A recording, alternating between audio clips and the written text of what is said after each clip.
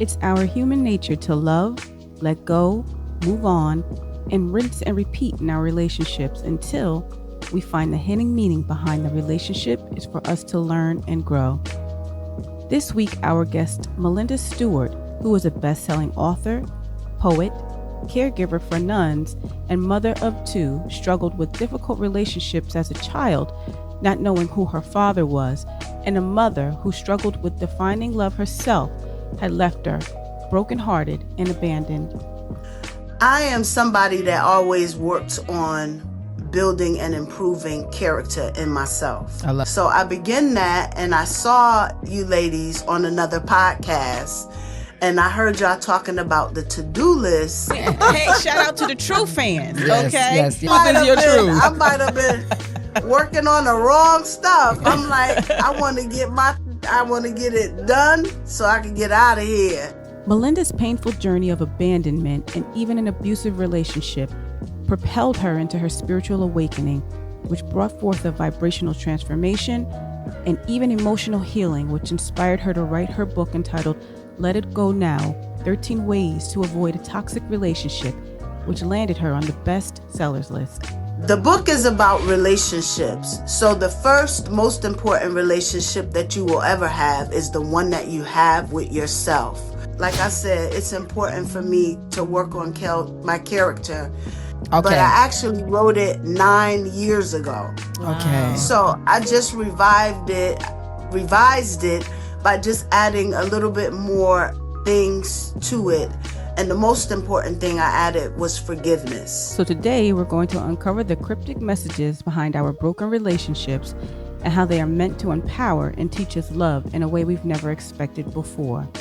That you have to work on yourself. This is a journey. So I need for people to understand that this is a meeting of the minds, but if you really listen hard to us, we're going to give you the tools that you don't have to wait 10, 20 years. You can get this done in months and weeks if you just follow our suggestions. And I always work to improve myself. I want to get on here and make sure that I'm doing the right things, and I always pass that on to my children and my grandchildren. Melinda's love and compassion for others is a spiritual oxymoron, considering her painful past. Your occupation, what do you do for a living? I presently work, and I'm a PCA, and I work with nuns. So let's take a deep dive into the hidden lessons and the wisdom that's tucked away in our broken relationships, and even the tough stuff that can teach us a new kind of love that we didn't see coming. If the person shows up and they're disturbing your peace, get rid of them. Get silent and get inside of yourself and uncover who and what you are. Safety, because I felt I didn't feel safe. I was afraid. I would always feel afraid. And so I meditated on the word safe. And I came to a place in my self-discovery of understanding that the people that show up in your life, they show up to show you the things that you need to heal. I want to make it clear to the audience, we do have a message for you. So I want everybody to sit tight. There is something that we do have to extend to you, because you have to understand what love frequency is all about in this earthly realm, so you can succeed and move on to the next dimension. Everything with healing, the one thing that is required, you have to want the healing.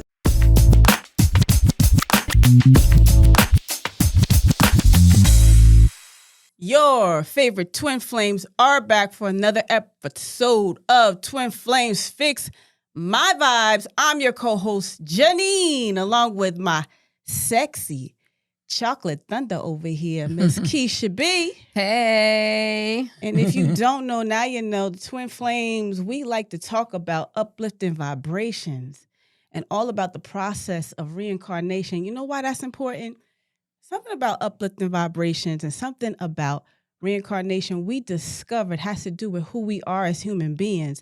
And if you don't believe us, we are in the process of understanding it and bringing light to it. Definitely. That's why we were sent here. And we're here to prove it. But that's why we have this show too, because we're really trying to teach everybody about the process of quantum healing, why Dolores Cannon came up with the idea of quantum healing, and how our truths really connect with who we are and how these emotions carry over into the current lifetime.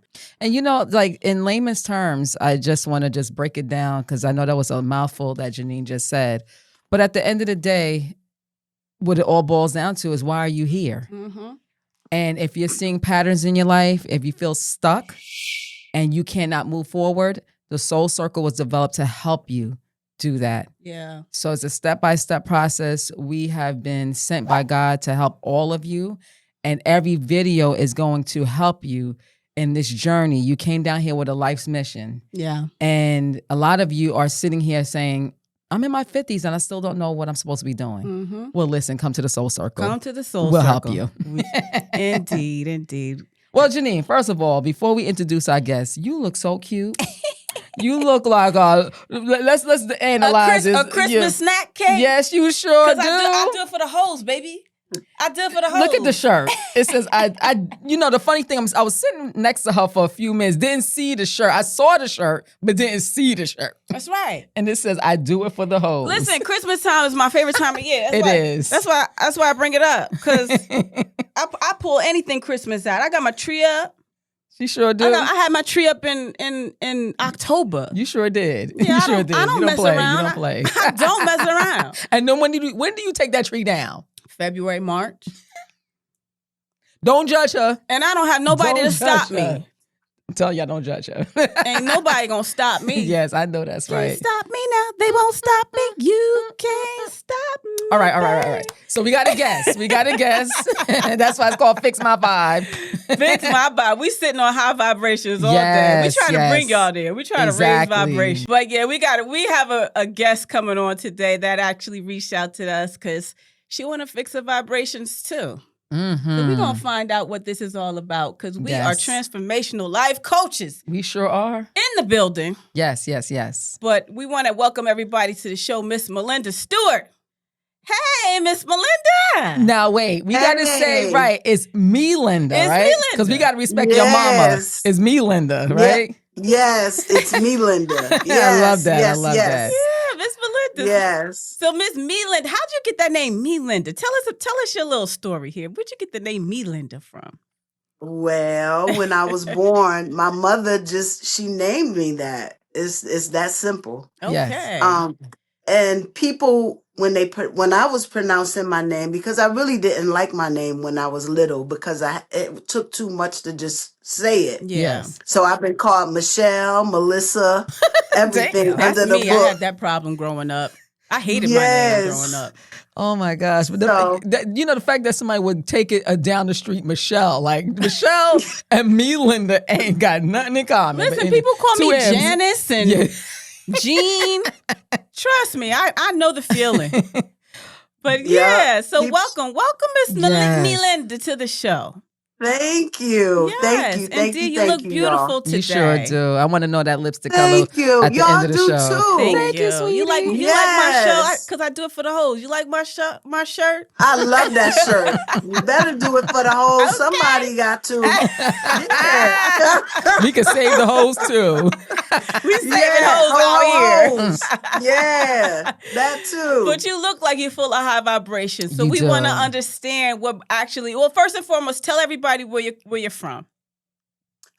I am born in Connecticut, raised in Birmingham, Alabama, and I just recently moved back to Connecticut from Atlanta, Lawrenceville, Georgia. So you've been all over. Yeah. So I've been raised in different places. Yeah. Indeed. Yeah. Very, very Yeah. cultural. Yeah. Yep. So I'm back to Connecticut. Okay. East Coast. Yeah. East Coast lady. East Coast. Love it. Yes. Yes. Okay. yes. Wonderful stuff. So tell us what actually brought you to the twin flames. Why are you looking to raise your vibrations today? I am somebody that always works on building and improving character in myself. I love it. I started when I was 36 years old, and I believe that people show up in your life to do two things. A person may show up to turn the light on, which is to just wake you up. Mm-hmm. And then somebody sometimes people show up to put the spotlight on you. Indeed. And that spotlight represents self-love. So at 36, the light was turned on and the spotlight came on, child, because Okay. I needed to do some work. So I began that, and I saw you ladies on another podcast, and I heard y'all talking about the to-do list, and I said, I've been here all these 36 years. Psych. I'm not 36, but Wait, says who? and Your truth is your truth. I might have been working on the wrong stuff. I'm like, I want to get it done so I can get out of here. So Yeah. I reached out to y'all because, like I said, it's important for me to work on my character, and I always check in on myself. I always check myself, and I always work to improve myself. Mm-hmm. So I want to get on here and make sure that I'm doing the right things. And I always pass that on to my children and my grandchildren, because I think it's important. We reflect things that kids pick up, so I want to make sure that I'm representing That's a in the beautiful right thing. way. Yes, really quick. We're going to just breeze through these quick questions I'm going to ask you just so that the audience can get an idea of who you actually are. Do you mind me asking your age? I'm 56. Okay, perfect. Yes. And you have how many kids? I have 2 daughters. I have a 33-year-old and a 30-year-old. Perfect. And you... Daughters. They're both daughters. Both daughters. And you have grandchildren, right? Yes. How many grandchildren you have? I have 3 grandchildren. And what happened the other day? The other day, my daughter had my first grandson. Oh, Grandson. congratulations. Oh, my God. It's so wonderful. Grandkids are the bomb. Yes, they Yeah. are. Yes, they are. But my grandson, with his little cute self, we be fighting trying to get to him. Poor thing. Aw. The mother, the father, and the grandmama. We cry. We be like, hold up, my turn. Wait. No, you had him last time. And he just be sitting there with his little arms He might folded, get it looking together, at us. ladies. Okay, and then Yep. your occupation. What do you do for a living? I presently work, and I'm a PCA, and I work with nuns. Mm-hmm. I care for nuns. When I say PCA, there are variations of different things that we do. Yes. Now, the assignment that I have right now is I live in an apartment complex, and I oversee everything in that complex, especially meals. I have my own apartment, and I serve the sisters lunch and dinner, and we have a private chef come in and prepare food for them. Mm-hmm. So I basically serve them, and their aides come in and they assist me to serve food for them. And I overlook everybody, the aides, the nuns, and the navigators, because the navigators set appointments for the nuns. And all of the nuns are retired, and they live in an apartment complex, and we kind of merged in with just regular people. So you are some may call like a home health aide type of occupation, and then you also take care of nuns. Like that, if that isn't heavenly, I know. enough for you. That's heavenly, Yes. child. Yeah. That's heavenly sent. Yes. So now I just want to clarify for our audience, and if you've watched Fix My Vibe previously, people should know at this point we do a pre-interview with our client, and this is for anyone who's thinking about coming on our show. Just contact us. We always ask questions prior to the show, just basic questions to make sure that the person is comfortable with some of the information that that we're asking. Mm-hmm. And one of the things that we love about Melinda is that she said we could ask anything, and that's what I love about you. Mm-hmm. One of the things that we discovered from Melinda is that she wrote a book. So, Melinda, can you tell us the title of your book? Sure. The title of my book is Let It Go Now. It's 13 ways to avoid a toxic relationship. Woo, baby. Now this book, I revised it this year, but Okay. I actually wrote it 9 years ago. Okay. So I just revised it by just adding a little bit more things to it. And the most important thing I added was forgiveness. Ooh, Let I it like go that. now. Now, what a beautiful cover. Mm-hmm. And where can Thank you. they find your book? And we'll definitely get into your book in a little bit. But where can everybody find Okay. your book? My book, you can find it on Amazon. Mm-hmm. Yeah. Beautiful. And there are two. You can find the original and this one. And the original was a bestseller. Wow. And I Excellent. haven't done a lot with this one, but the original is a bestseller. Or was 9 years ago. It was a Okay, and it's bestseller. gonna become another bestseller. It is. Yep. And I'm ready you for it. tap into Yes. two of my 4 keys to life, which is let it go and forgiveness. Mm-hmm. Okay, tell us a little bit more about that book. Okay. The book is about relationships. So the first most important relationship that you will ever have is the one that you have with yourself. So the book opens and it talks about the importance of having a relationship with yourself. And people say that all the time. And you ask people, well, do you love yourself? And people say, of course I love myself. Well, I did the book because loving yourself means that you set boundaries. Loving yourself means that you determine who will and will not be in your life. Who the key people are in your life. You determine that. People don't just get to show up and be in your life. You decide Yes. that. And that's determined by how the person treats you. If the person shows up and they're disturbing your peace, get rid of them. And so the first thing you have to do is to get silent and get inside of yourself and uncover and what you are. And the first thing that I discovered in my silence was there was a lot of noise going on.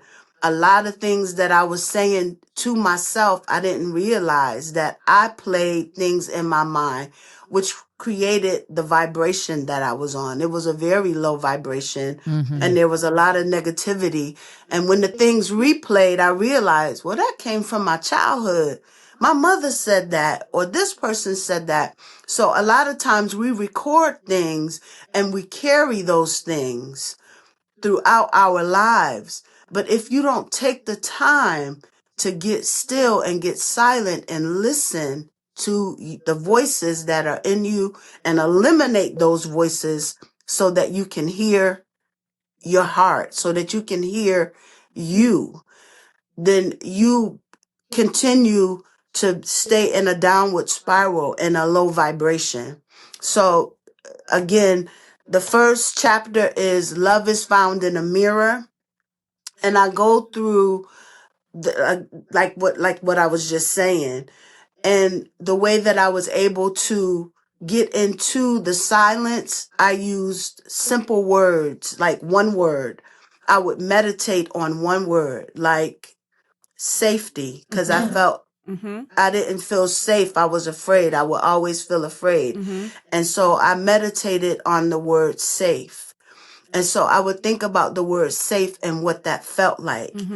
And I would just keep thinking about that all day so that I would be able to bring my thoughts in and get myself together. So it's a process. And now, well, I started when I was 36.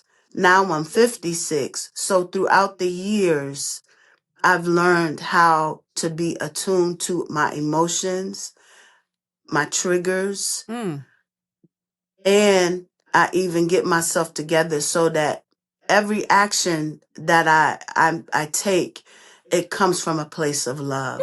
Come on, It comes from a Yeah. place of joy.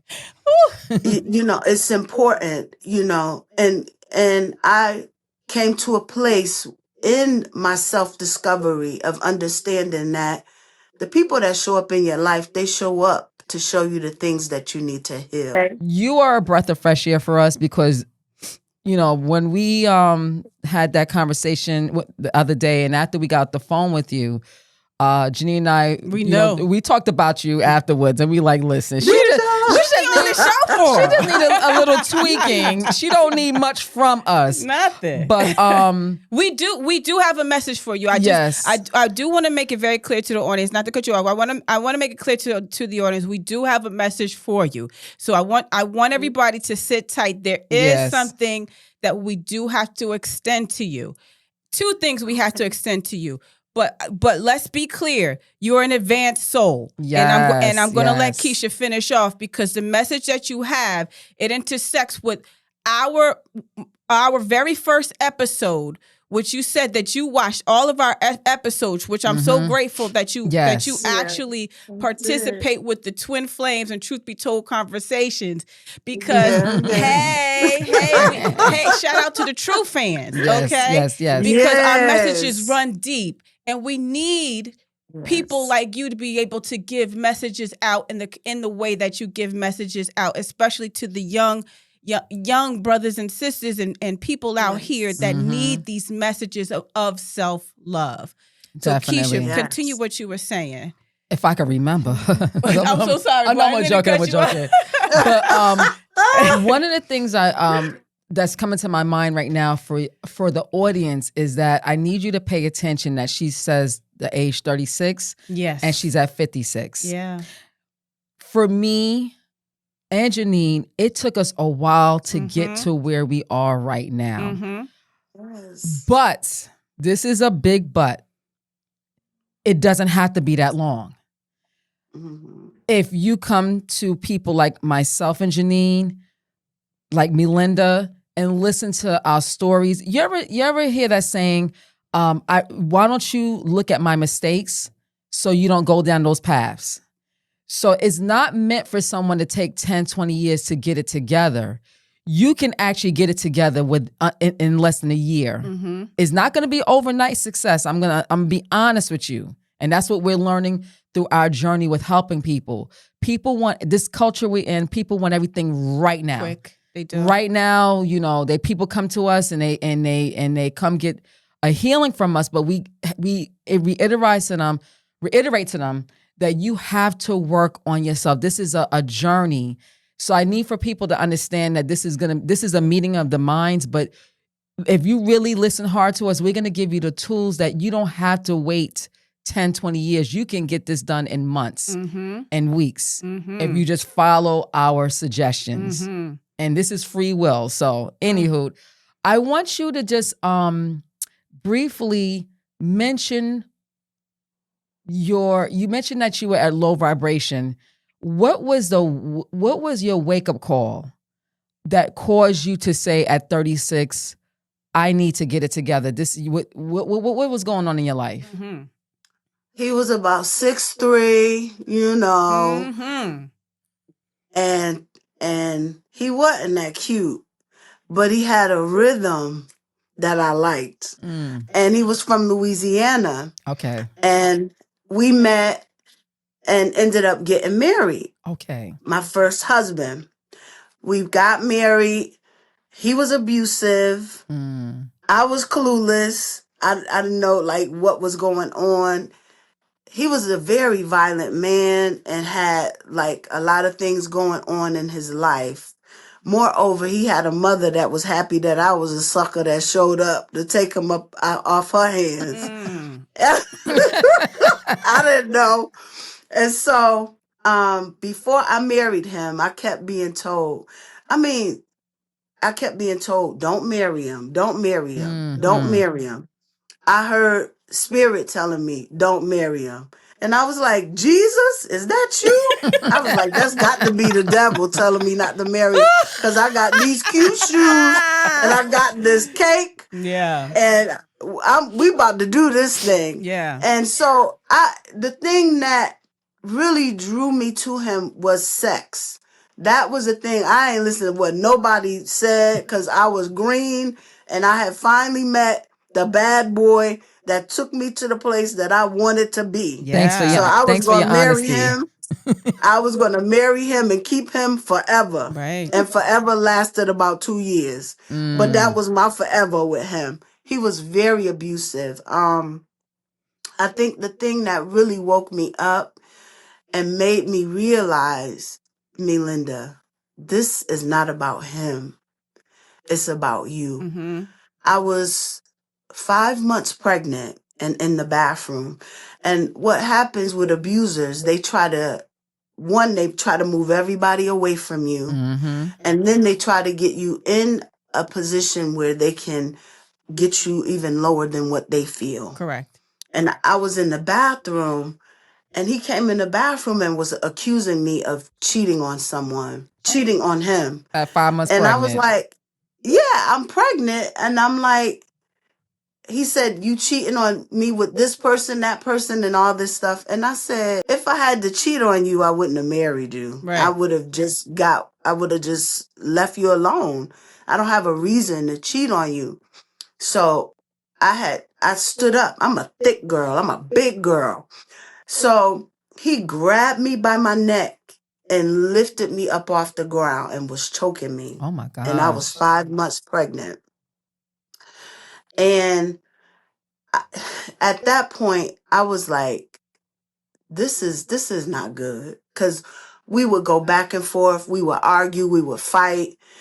And he would say, I'm sorry, I love you, I won't ever do it again, and all those things like that. And I believed him. And then I would be like, okay, we're going to work through it. We're going to go through counseling. We're going to do all of these things. And he was like, yes. But when we got married, he was like, hell no, I ain't going to no counselor. Yes. He was like, I don't need no counselor. Yes. But when I saw that he was willing to choke me and I was carrying our child, I was like, wait a minute. That was when the lights came on. And I sat back and I began to observe what was happening in my life at that time. And to be real, everybody in my life was similar to him. They didn't have respect for me. They talked down to me. Yes. They said whatever they wanted. And it was, so people show up to show you what you need to heal. Tell me about your And mother, right- though. Tell me about your Right then and mother. there. I need to know about your mom.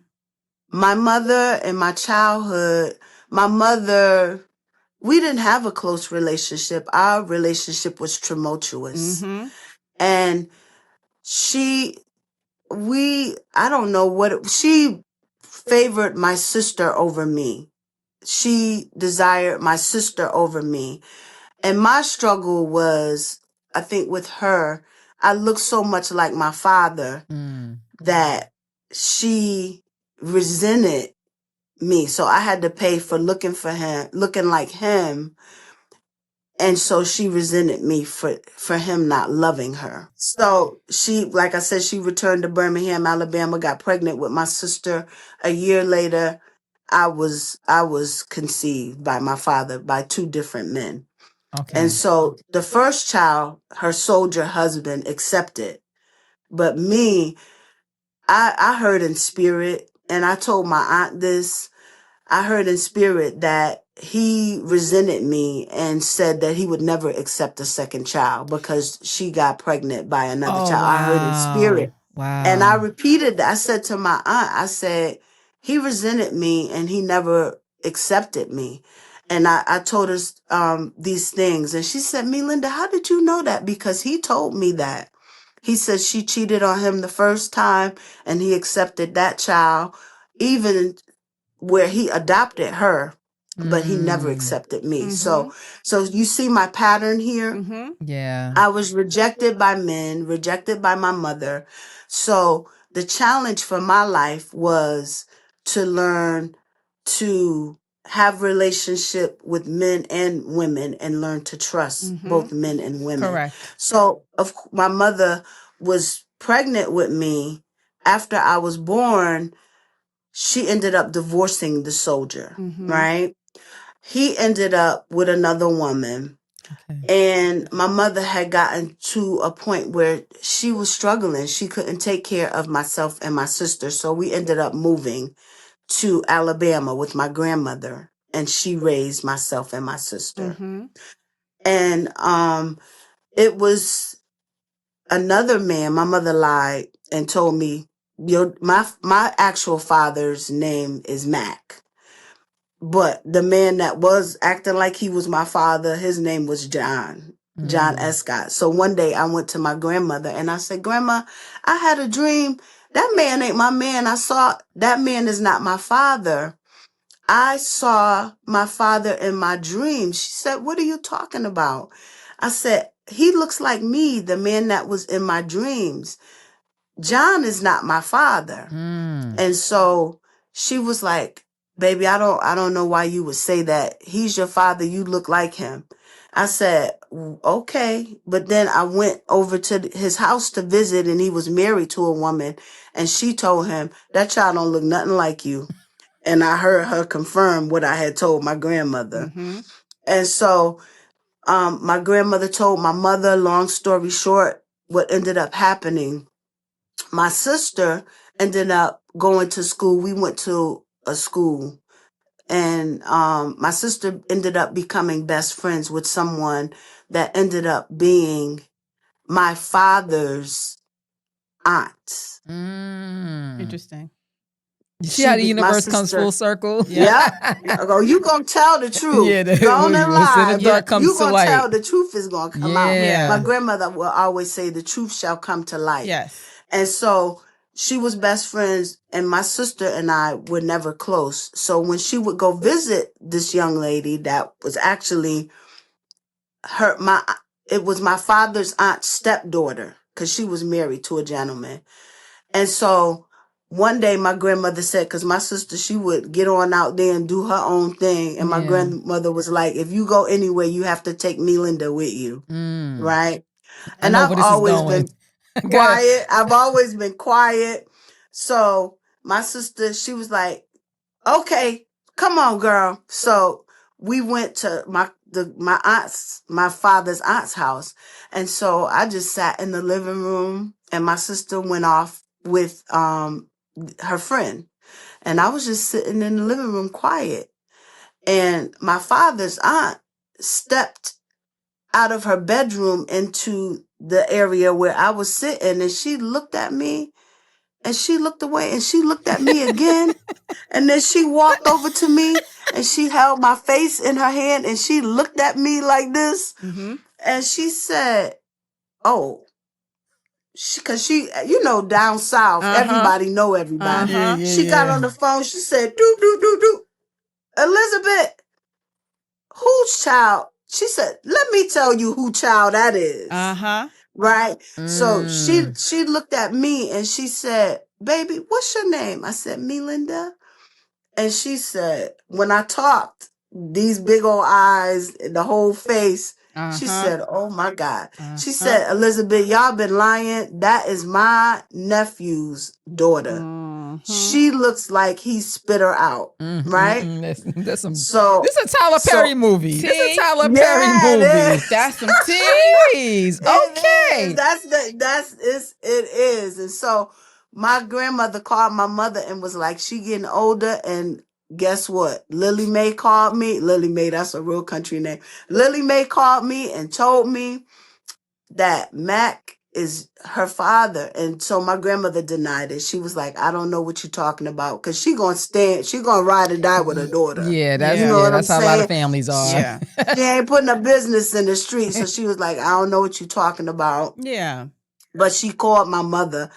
And the one thing about me that I always been, these big eyeballs and these ears, always standing by, eavesdropping, listening. Yeah. So I heard my grandmother tell my mother, they know, and you need to tell her, right? So my mother was a cusser, right? So I could hear her cussing on the phone. Yeah. I don't give a fuck what they say.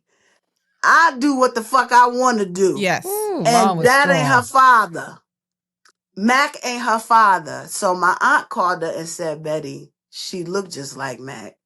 You need to tell that child who her father is. Her father is. Yes. My mother said, bitch, shut up. Don't tell me what the fuck to do. Yeah. Right? Because that's the person she is, you know? Yeah. She cussed my aunt out, my grandmother out, everybody out, right?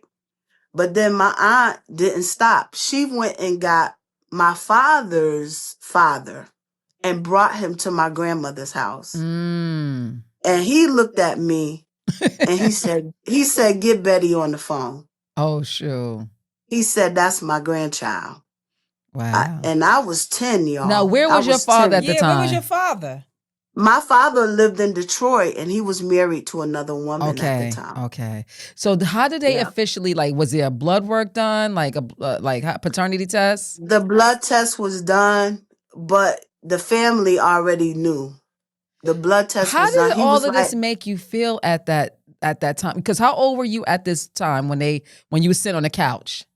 I was 10. 10. I was What 10. was going on in your life and your mind at that time? Because now you just discovered that, not even just discovered, because you had a dream. So you had an inkling. But how did you feel? Like, what was this 10-year-old thinking at the time? And how did you feel about your mom? Yeah. I really felt like, what is going on? I was very confused, very nervous. I was somebody that would bite their nails down all the way Okay. down because I was very nervous and very afraid because I didn't want my mother to be angry with me because all her stuff, her Yeah. Pandora box was open. I didn't want her to be mad at me about that, you know? And so I just very afraid, very alone. I felt very alone and very afraid. But the important thing of all of that, although my grandmother had my mother's back, she was the first person that showed me love. She and my Good. aunt.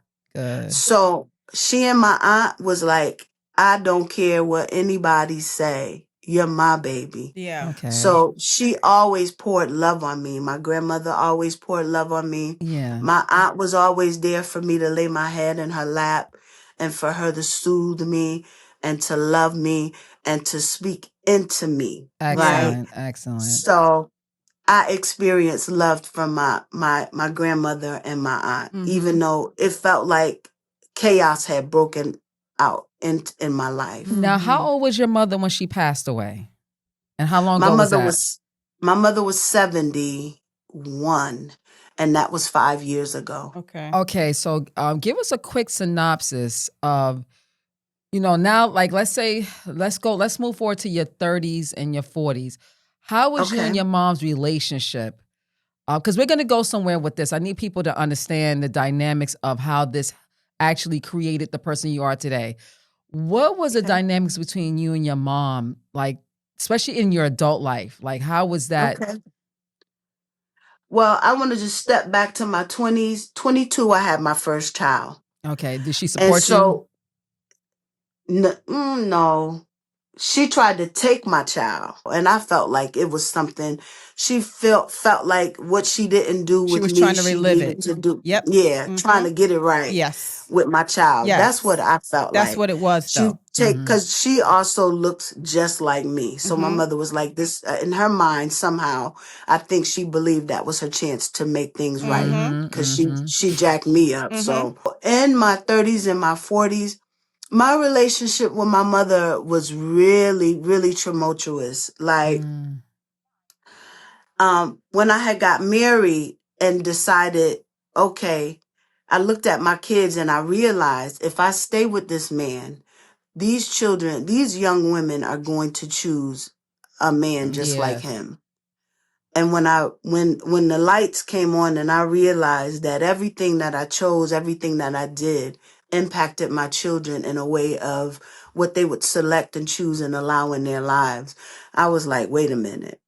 So I went into a domestic violence shelter, and I'm a strategic person. I figured I'll go to the shelter, I'll get them to pay for the divorce, Okay. and then I had set up everything where I had an apartment and things like that. So I allowed them to help me so that I can move forward in my life. And the things that I set up, I called my mother and she was like, just come back to Connecticut, baby. Come back to Connecticut, right?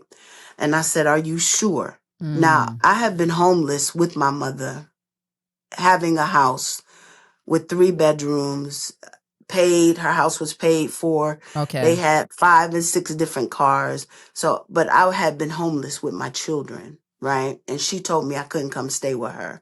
And when I stayed with her, she would put me out. Oh, wow. And so it was because she was like, I don't need you, you need me. So it was that kind of thing, Yeah. where she would make me think that I could trust her, but then she would be deceiving, and then she would do something to let me know, yeah, I ain't got your back, whatever. So so Did it your was mom that suffer back from and forth thing. depression? Do you think your I mom think she suffered? did. Okay. My Okay. mother was an alcoholic, to be honest. She was an alcoholic, and I think my mother may have had some other mental things going on because of the way that she would retaliate towards me, right? So my kids witnessed all of the things, and then my mother always tried to sow discord with my children, but it was just because she knew that she didn't do right by me, and Yeah. she didn't understand where I got the character to work hard. I was a church girl, so I would take my Yeah. kids to church, and I was trying to just figure out what it was to be a mother, to be a woman. And so I would draw from people that I met that had beautiful personalities. And I would pray and I would say, God, teach me how to love myself.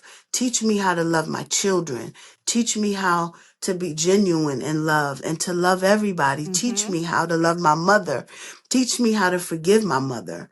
So everything with healing, the one thing that is required, you have to want the healing. Yes. You have to desire the Yes. healing. Yes. You have to run after it. You have to seek it. You have to desire it. Because if you don't want it, no one can force you to become a better person if you don't have that desire. If you're speaking to someone and telling somebody, you need to this, you need to that, if that person ain't come to you, you ain't helping them. In her last days, like let's say the last 3-4 months of her life, Mm-hmm. how was that? Were y'all still tumultuous? Or because by this point she's in her 70s. Were you still at that point with her, or What I ended up deciding, right? My biological father had come up one year to visit my mom. He drove one of those big Witterbagers. And my mother had, when they had the DVDs and CDs and you Yeah. put it in and you watch the movie, she had a whole bunch, and she had told him, you can watch any movie that you want, right? So my dad said, well, go to your mother's house. I got some food. Let's sit down and let's watch a movie, y'all. And I had my kids. I had to be in my early 30s because I had my children prior to marrying my husband. Okay. My kids were like 10 and 13 because they're 3 years apart. So he said, go in the house and get some movies so we can have a good time. I went in and got the movies. My stepdad told my mother that I came in and stole her DVDs. So my mother bust up in there into the Witterbagger and was like, y'all, you in my house stealing? And she came to me. My father was there, his girlfriend, her child, my children. And so, but she stepped to me and was like, this is what she said, bitch, you in my house stealing? Oh, not You, bitch. yeah, bitch. My mother used that name so much with my sister and I, we didn't know what our names was. Yeah. Bitch, get in here and clean this kitchen. And it's funny because, not to cut you off, but the first thing that I heard was your mother was spicy. Your mother was very spicy. Yeah. Yeah. That was her, right? And so I had gotten to a point where I was so frustrated with my mother and my sister because I didn't understand why they were the way that they were. And so she in my face, and bitch, you don't steal from me. You don't take my shit, drunk, cussing. Yeah. So I messed around and retaliated and called my mother back a bitch, right? Okay. Wow. Because I was angry. Yeah. And by that And point, it had from been that, years and years of that. years and years of mistreatment. But I didn't have the right to do that. I felt like I didn't have the right to call her a bitch, even though she was wrong. Right. two wrongs don't make a right. Right. You're right. I bet my grandmother raised me to respect my elders. Right. Yes. My grandmother raised me a certain way, and when I said that to my mother, I left her house and didn't come back. Right. And I prayed and I said, God, I won't go back into her house until you take all of this unforgiveness from me. Right? I prayed, I fast, and it took me 2 years. Like you say, everything is a process and it takes time. It does. It took me 2 years to be able to look my mother in her face, love her, and welcome her, even though she never loved and welcomed me. Wow. I made a decision to love her even though she didn't love me. Now that's interesting. Yes. And that's how it is. Sometimes people have they have to learn in their own time. Yes. And that's what I believe. Absolutely. And then some people, they learn a little bit quicker than others. And for me, like it took me 5 years ongoing and I'm still learning things. So, and just as you are too, you're still learning, you're still evolving. And some of the people that are watching the show know and understand you have to give yourself grace in some of these situations and know that things don't happen overnight. Even when we do our quantum healing with people, some people think that it's a miracle worker. It does not happen overnight. Oh. That's why we give you a recording and we encourage you to listen to your recording, not once, not twice. You use it as needed. And you'll see when you listen to your recording, you may hear it differently the fourth time as you did when you listened to it the first time, because that message may resonate a little bit differently because your soul has to evolve and things have to take a little bit more time to kind of, set in. So, yeah. So getting back to your question, Keisha, you asked me what was my relationship like with my mother prior to her dying. Like I said, I had decided to love her. So for my mother, she was diagnosed with cancer. Okay. But they had told my mother that she had asthma. Shit. Okay. She had asthma, so she taking the asthma pump and she still was having difficulty breathing, right? So one day she went to the doctor and an intern was there. He listened to her and discovered that she had cancer. Okay. Right. So she was like, the motherfuckers had me up and with the your mama was spicy. She was spicy for real. She was saucy real Santana, spicy. Had me with that shit. That shit wasn't working, right? And so she got the cancer. She had breast cancer, bone cancer, liver cancer. She had it all, y'all. Yeah. Right? Yeah. But I had decided, even before she was diagnosed with cancer, I told her, I said, I'm going to love you. I don't know how you feel about me, but I decided to love you, Betty Jean.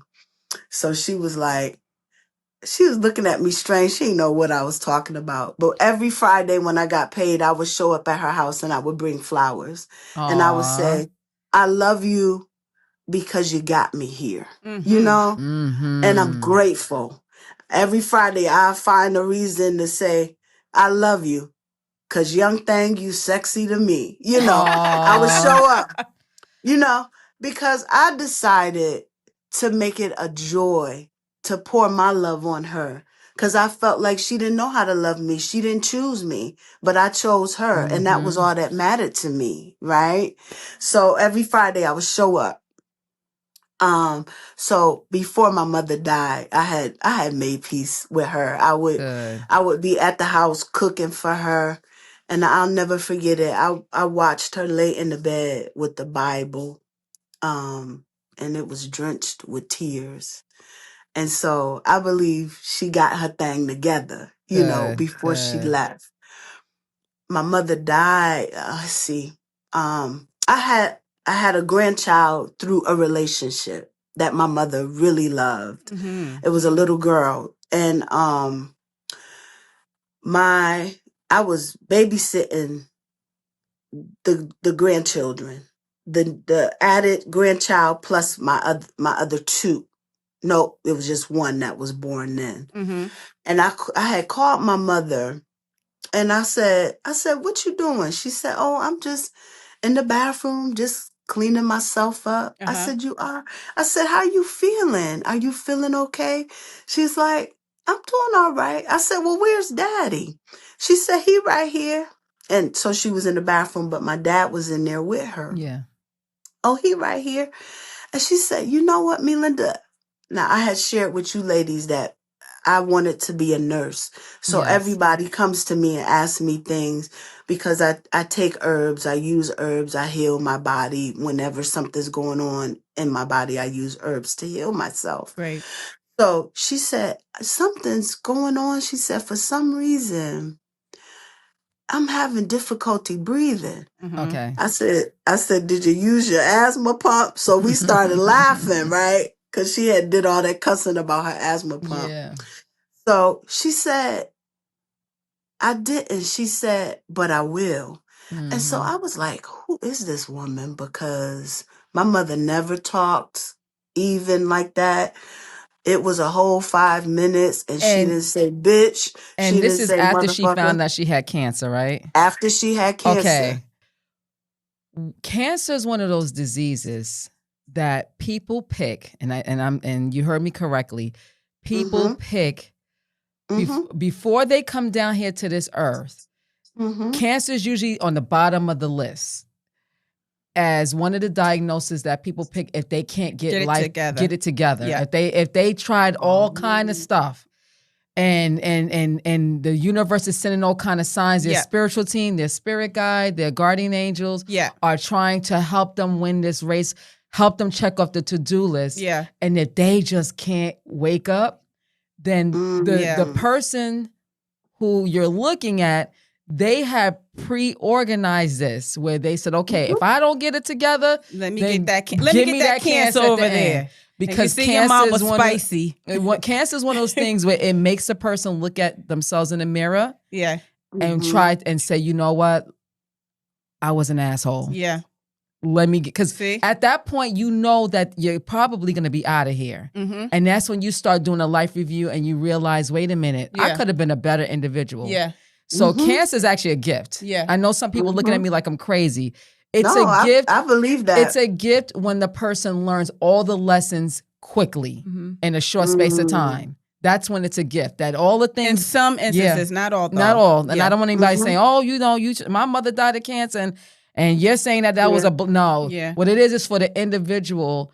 It gives them a chance to make their wrongs right at the last minute. Yes. Now, really quick, this is what I want to do because. Like we said, you just need a little tweaking. But before we talk about the tweaking you need, I want us to dissect your story with the lessons, because your whole life up that you discuss at this point is riddled with, I call it the lemonade stand effect. The lemonade stand effect is when you take lemons and make it into lemonade. Yeah. So I tell, and everybody knows at this point, I work on a psych ward, and I tell my patients this. Turn lemons and make it into lemonade. And your storyline, everything you talked about, even now to you being a 10-year-old and hearing this gossip that you might have been thinking that one father was, your personal father when he wasn't. You utilize all these instances and made it into lemonade. Yep. And first of all, I want to commend you for that. Even now to getting choked out at 5 months pregnant. You made that into lemonade, and that's the thing. And I need people to understand this. The Melinda could be on a psych ward right now.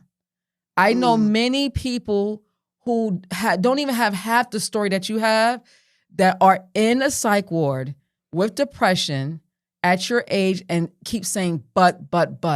My mother didn't love me. Mind you, mom is in the grave. My mother didn't love me. My mother, told me my father was someone and he wasn't. Like, so people would take all of this history and keep it on their lap. And that's what we're trying to get people to understand. It's okay to reflect on what you went through, but use it as a lesson to move forward and make yourself stronger. So I don't know how we could dissect it, but I would like to give you a bit of a reading. Because listening to all of the bits and pieces of your information, I need you to know that I was able to tap into it, and I want to let you know what is happening here on a spiritual level. Okay? And it's a lot. It's a lot, but it's going to make sense because you've already said it and your soul is already aware. Your mother's soul is already aware. It knew. It knew, which is why Keisha gave you some of the information already about the fact that her soul knew that it was going to get cancer. Okay? So I tried to jot some stuff down. So if y'all saw me put on my phone, it was because I didn't want to forget. All right? So first and foremost, you know you're a light worker, right? That was not the response you were supposed to give us. Yes, I know. You're a light worker. Yeah. But you're a big one. Because you have big capacity. Big capacity meaning that you go very high on the vibrational scale. You understand love in a way that the average person does not understand love. Oh. Yes. And it was very interesting that you said, and I had to write it down, you said that you wanted God to teach you about love. Hold on, where did I put it? To teach me how to love myself, how to love my mother, how to love, right? That is your absolute life lesson. That's your life lesson. So if we were to put you in quantum healing, that's what your subconscious would say to us. That's what you came here to learn. And you did it. You did it. That's why you wrote a book. And that's why you are here on this show right now, because you are teaching people what you went through and how to overcome it and operate on a high vibration frequency of love, which is 500 above. This is what we are trying to teach people how to do it. And you're doing it. Yep. Okay. You are a very, very advanced soul. So you and your mother came here together because you were trying to teach your mother that very thing, because your mother came in with very dark and negative energy. Unfortunately, you were born with that energy on you. And what a lot of people don't understand is when we have generational karma, you are born with that same negative energy attachment. This is what happened to Keisha. This is what happened to me. We were born with the same negative energy attachment that came from my parent, which came from the parent before them, which came from the parent before them, and so on and so forth. That negative energy transfers on. And if you don't have the guts and the knowledge and the wisdom of the universe to break it, it will continue. You, my dear, are the one that's breaking it. Yeah. You're on assignment. Yeah. So you came here to break that for your generation. Yes. Okay? So be proud of yourself. I am. Because your vibration is so high. It learned to understand what this world is all about. That's why I end the show saying God is love. Love is the highest frequency, and go and find the God within, because you have to understand what love frequency is all about in this earthly realm so you can succeed and move on to the next dimension. You've done it. You've done it. And I just want to. Sure. Can I just take a minute and spin back a little bit? Sure. Right. I also asked God to teach me to love my biological father. I lived with him, but he was very abusive.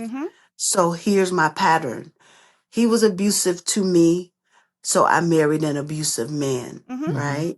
So I had to learn how to forgive him, but I made a decision that he doesn't live the kind of life where he wants to grow and live, and these things like that. So I've forgiven him. And I send love to my biological father, but I don't fuck with him. I stay away from him. So I'm going to talk about the second half of which is your paternal energy. So the paternal energy also came in as a negative energy that is attached onto. That was the second half of your lesson. And that's why you fell into the abusive relationship. And that's what happened to me too. I hate to say it. Go back to episode 1. That happened to me too. So just so you know, so that negative energy is so funny because I woke up in a dream this morning and they reminded me of that individual. And I know that message has to do with you. They showed me something very specific. And they wanted me to know about the honeymoon concept. And what happens in the honeymooner concept is when we give people so much love that we forgive them so much that it cycles us back into the relationship thinking that they have healed when they have not healed. And when instead of us stepping back and giving ourselves space to heal, that we jump back into the relationship saying, okay, they've healed. I love them so much. They've healed. And they're like, baby, please, baby, please. I'm good.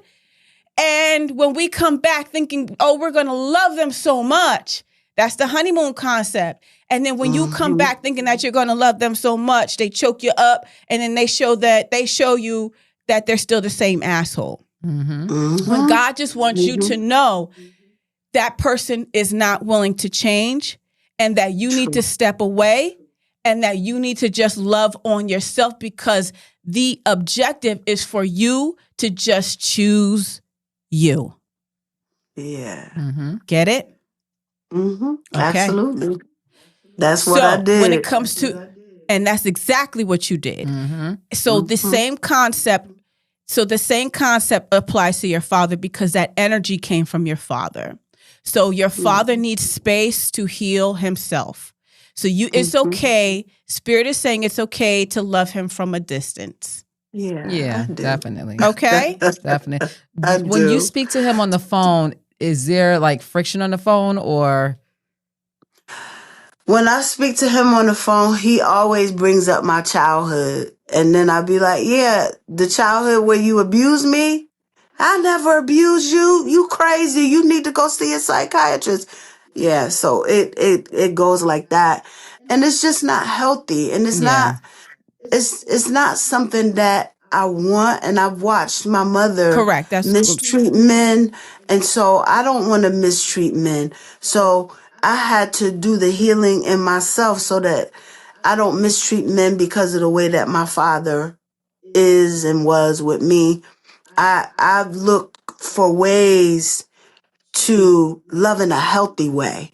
And if you talking crazy to me and you hitting on me, that ain't love, and I'm out of there. Yeah. But it's something I had to learn. And my sister's mother-in-law was Japanese.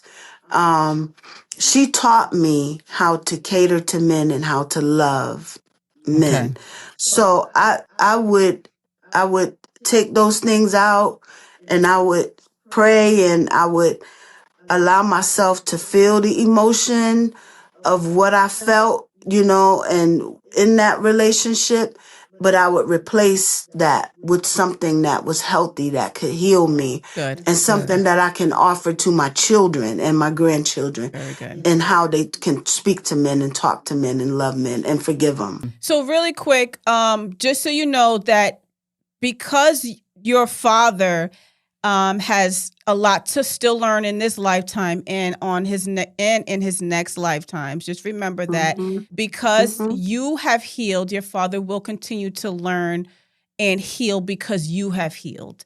And your mother, just remember that he is the person that he is because if he did it to you, he has done it to other people, including your mom. So your mom is the person that she was. And unfortunately, she did not get the opportunity to heal effectively, but she will learn in her next lifetimes. But she did heal. She did heal because of you. Just know that, okay? She did heal because of you. So just know that, number one, you did accomplish what you were supposed to accomplish with your mom in this lifetime, but that whatever you guys did have to accomplish in this lifetime had nothing to do necessarily with the romantic aspect of your life. It was just karma that had to be played. Okay. Okay. And it was as a result of the paternal side of the negativity that was attached to you. All right. But now that you are in full advancement of your soul, know that your soul is basking out, and that the soul has learned what it needs to learn with self-love. And basking out means that it is healing its family and healing its community. That's why you have fallen into the occupation that you have with helping the nuns. So I remember when we asked you, we said, how did you fall into this occupation of the nuns? And you started to cry because your soul is finding peace in loving your community. And people need to understand that when you heal yourself, you can heal your family, then you heal your community. And it becomes such a beautiful, high vibrational energy. It's beautiful. So congratulations. It gives me joy. Yeah, Thank you. Joy is a higher vibration. Peace. See what I mean? People don't understand it. Yeah. You don't understand it until you're there. And she's a prime example of what I'm talking about. Really quick. So your assignment was because your spirit guides, I asked you, what are the voices telling you? Now? Yeah, I don't know if you remember, that was on your homework, your to-do list for us. Oh, I need to get in the gym and get some of this booty off of here. Okay. And get healthy. Okay. And there's a reason why with that too. There's something coming down the pike. Okay. Okay. Anything else they're telling you? Just my health. Okay. My body, my health. And that represents discipline. So, because we talked about the to-do list. So that's part of your to-do list is the discipline.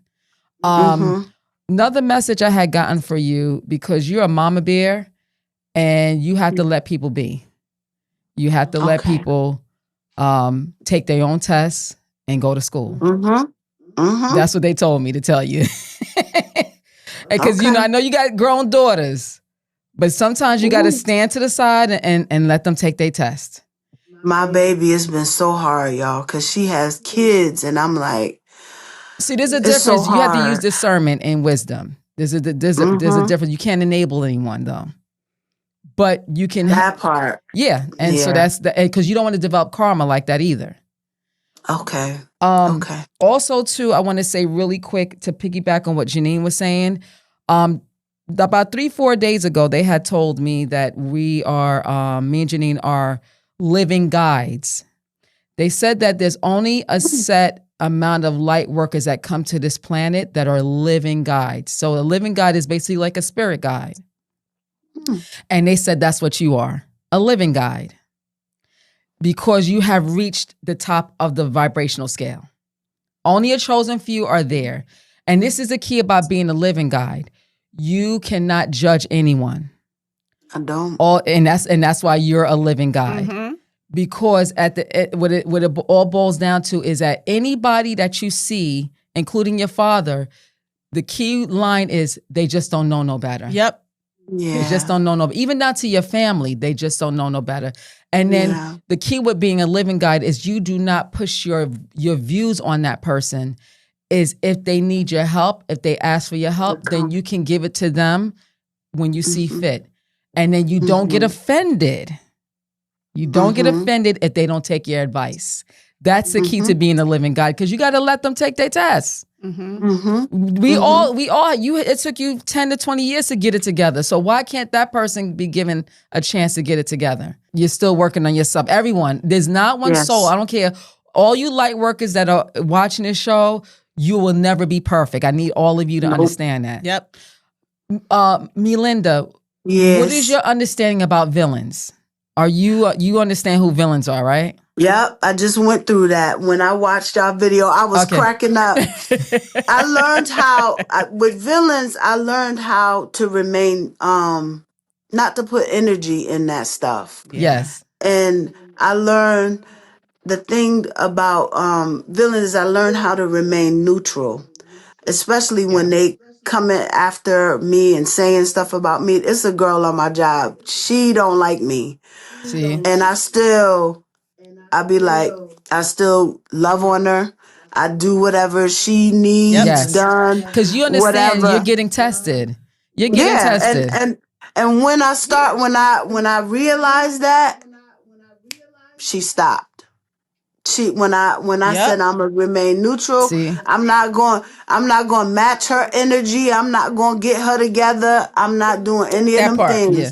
I stayed neutral, and I was like, her problem with me ain't my problem, because there are things in me that she need to get right, and she's seeing the reflection of the things that she need to heal. So, and I ain't judging her. I'm just aware. I need people, and we keep reiterating this, and I need to say it again. People must understand that the villain in your life, the villains with an S, were your friends in heaven. Yeah. So I can see that with her. And the thing is, because you have that to-do list, this is where the to-do list come in. Yeah. So in order for you to check off those boxes, the villain has to do their job. Mm-hmm. Yeah. And so you had a lot of family members that were your villains because you had to check off things on your to-do list. Yeah.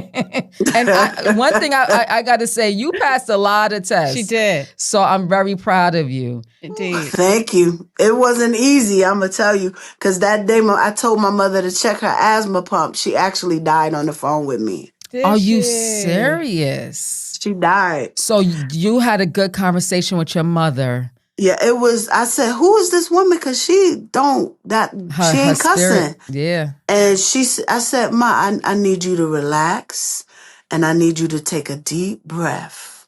She did that and died. Get out of here! Wow, you transitioned her out of here. Yeah. Yep. Wow, that's actually a beautiful thing. And other people, I don't know what that was. Other people have come to me for me to transition them out of here that had cancer. My best friend's mother called me and she said, I had to talk to you on the phone. And I was telling her, I love you, I love you, I love you. Next thing I knew, she wasn't talking anymore and she was gone. I had the last conversation with her. Yeah. They needed your light. That's beautiful. Mm-hmm. So I just wanted to give you one more message. Okay. And this message is be open to love. Be open to love. Okay? Mm-hmm. There's love still coming down the pike. Coming down the pike, boo. So that's why when you take care of yourself, okay, love may enter into your space. The thing is I don't want you to be afraid of the lessons that come with it, because remember, when we have relationships, there's always going to be lessons. Just don't be afraid that this person may come in and be another abuser. That's not what that's about. Okay? What I'm saying is, I done passed that test. Okay. All right. That's what I'm saying. I don't want you to think that there's going to be. We ain't getting that test again. Okay. All right. I just don't want you to think that there's going to be an attachment that too. Okay. But yes, just being open to love. Okay. I'm hearing. And I know this is from them because I do not like when people say they were on a dating app. I cringe. But I'm hearing they saying dating app, and what? That. Yeah, so that's not from me because I don't agree with dating apps, but that's what I heard. So I'm scared. What they just said to me was, in your description, you lay it like it is. You tell them who the hell you are. I'm a spiritualist vibrating on a high level, looking for a real man. Right. And if you ain't about it. Because whoever read that description, if they not for you, if they not about God, they gonna run down the street. They're not gonna even connect with you. Let them know I do Okay. And don't be coming up in here faking. Yeah, like tell her, put her all that in the description. I ain't got time for nonsense. I'm a grown ass woman. That's right. That part. I'm not having sex within the first 5 to 10 dates. I ain't got time for that. That's right. But now, if I'm gonna lift my leg, if I gotta lift my leg, it's gotta be worth it. That's right. I'm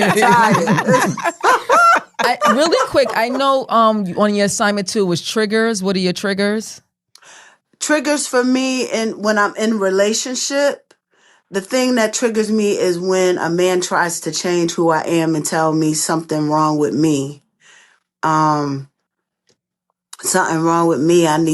You too nice, you too kind, you need to fix this, you need to change that. And I just be like, okay, this is what it is. All right. Yeah. You know, you don't want it, you know. So that's, or when they yell at me because of the abuse that I've experienced in the past. Of So course. if they yell at me, it's triggering for me. I'd be like, wait a minute now. We yelling? What we doing? So that's a trigger for me. Not cheating, cause Now, when do you have any like regular day-to-day triggers, like you know? I was asking my kids, I was like, what do y'all think my triggers are? I don't know what your triggers are. Cause I asked them, cause I don't know. And really, honestly, Like, I is there asked anything the that nuns. pisses you off? Is there anything that pisses you off besides men doing what they do? It take a lot to get me. So yeah, pissed you're off. really vibrating high because you're at peace and joy. I just be like, oh. I asked the nuns, what would y'all, think? They told me I treat everyone the same and I love them all. So I love it. I don't really have like day-to-day triggers. But if a person is disrespectful to me, I don't like. So and you speak up when that happens. And I will speak up. Good. But I don't have to cuss them out. I just be like, listen, I don't talk to you that way, so don't talk to me that way, As far as the triggers that you mentioned not too long ago, just lay it down in the beginning. Just lay it down on a line in the beginning. Let them know, listen, please don't tell me I'm too nice, okay? Because I don't want to hear it. I work for nuns. Please don't expect anything less from me. Exactly. Okay. Well, guess what? Them nuns are tripped. We got gangster nuns, honey. They gangster. Yeah, they bout it. They from Brooklyn and they from I love it. all the places like that. So these not y'all think they be like, they look like Santa Claus with the shades. They be like. They be trying to set it off, with the AIDS. They be like, get her, because we about to get her. I love it. So, I love so that's what that is. I just want to make a comment because I know we're with timing. Your book, what I love about your book is the fact that you revised it. And I mentioned a couple times in our shows, the Bible. And any like the Quran, I have utmost respect for these books. I need for everyone to understand this.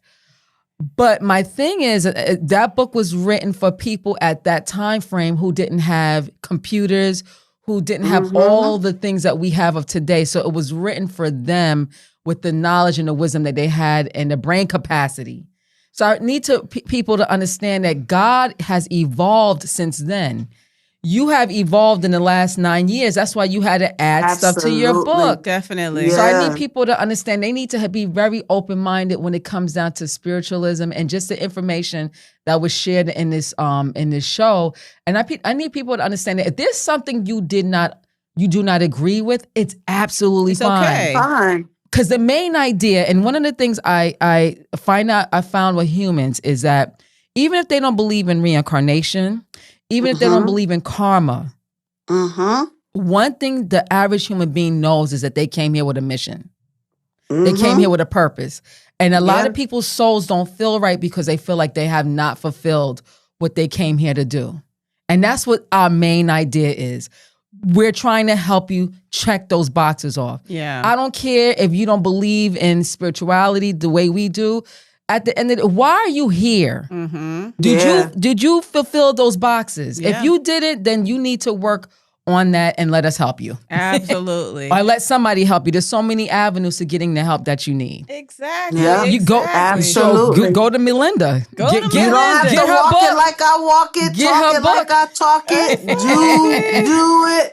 Figure out what works for you, but you got to know what works for you. You can't be telling me, oh, I don't like that. I don't do that. Yeah. You got to know yourself well enough to know what works for you and how it works for you. Yeah. You got to do the work. You have to. So we really, really loved having you on the show. And tell everybody, what's the name of your book again, Melinda? My book is Let It Go Now, 13 Ways to avoid a toxic relationship. The original is 10 ways, and I added 3 chapters. I love it. Love it. Like I was saying, yeah. And I'll be honest with you, Melinda, because it resonates with me and the things that I went through in my relationship, which is why I have my tattoo, Choose You. I think this would be a great opportunity. And if you're open to it, let's have you back on the show, and we're going to bring you on the Soul Circle, and we're going to have an open discussion about toxic relationships. Would you like to come on the Soul Circle? I'll do it. Yeah. Well, you know what? We didn't get, because we had discussed something. Would you be interested in quantum healing? Sure. Coming to Jersey? Yeah, I do that. Because also too, what that will do is if your mom and your dad have lived a previous life, we can find out maybe Melinda did some ish. Yeah, I probably, we had 10. I'm sure I did. Yeah. So maybe we can tap into that as well to find out, because that would be very interesting. And that will also, the naysayers that don't believe in karma and reincarnation, they will get to hear your story of where all of this began in previous lifetimes. Yeah, that would be really cool. And what we'll do is we'll post some of that information and bring it up to the Soul Circle. Yep. Yes, indeed. The Soul Circle for all of those. Once again, Soul Circle is dropping December 1st. Yes. Where you'll be able to get some live Q&As with the Twin Flames. You can ask us questions about quantum restorative therapy and intuitive life coaching, anything about the reincarnation process, quantum healing, like I said. We're going to have your to-do list. The patterns in your life, courses, how to spot other light workers, and how to be around people that just bring your vibration down. Even your kids. Oh yeah. Even your kids, because you can't do quantum healing on children, but how you can be around individuals like your kids and your husband and your boyfriend and your coworkers. How you can be around these individuals and still bring their energy up while keeping your energy up, because it's tricky. It is. But we proved with Miss Melinda how you can make it happen. Right here on the show, we proved it, because it's everybody can do it. Yes. It just takes some work. Yeah. Absolutely. Yeah, we teach people how to live in a storm and still have a high vibration. Indeed. Oh, yeah. Indeed. Yeah. So we're going to circle it back around to the Soul Circle, and we want to make sure everybody has an opportunity to join and test it out. Yes. So join the Soul Circle, everybody, when you get a chance. So thank you, Miss Melinda, for joining the show. Look at you. She said, let me get my snack on. No, she's drinking. She's drinking some water. We're hungry too, so we're going to get on up out here, but tell everybody how everybody can find you and find your book while you munch and crunch. Tell everybody how they can find your book. Again, it's Let It Go Now. You can find my book on Amazon, where many books are sold. And I'm Melinda Stewart. Okay. It's Melinda Y. Stewart. We'll have all your information posted in the links below. If you check us out in the links below, you'll be able to purchase her book and all of her information, including where you can find the Twin Flames and Truth Be Told conversations across the board. Check us out on TikTok. Check us out on Instagram, and again, Spotify, and across the board. Like we said, just remember, everybody, that God is love. Love is the highest frequency. And go and find, baby, the God within you. Yes. God bless.